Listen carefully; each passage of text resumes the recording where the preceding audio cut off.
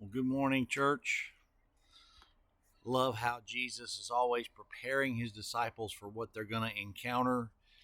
He, as the Alpha and Omega, beginning and the end, he knows so many details of our lives.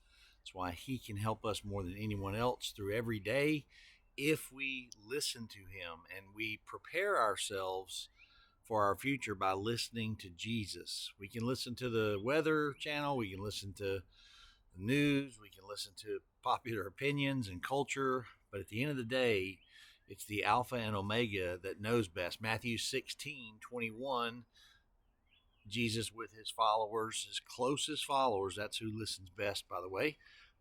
From that time, Jesus began to show his disciples that he must go to Jerusalem, suffer many things from the elders and chief priests and scribes, and be killed and raised on the third day. Always fascinates me how they knew he had explained a bunch of this to them, and then when it happens, they really didn't connect with it. Then the angels at the empty tomb of Jesus reflect on the same words, and they remind the lady disciples that are there, who are very distraught at the sight of the empty tomb, he is not here, he's risen. Remember how he spoke to you while he was still in Galilee, saying that the Son of Man must be delivered into the hands of sinful men, be crucified, and the third day he'll rise again. And they remembered his words. Now, if you take time daily to read and study his word, you have the resource to help you be prepared for what's to come. He'll guide you through life. His words are meant to help you overcome the things you're going to face, your trials, as we talked about yesterday at our church, trials and perplexing times to explain that you're going to experience. Joy, hope, and peace on your journey come when you accept that word and you follow his instructions in his word and ask him what he wants to teach you. One of my favorite verses, we'll finish with this morning, is Proverbs 6:20-22.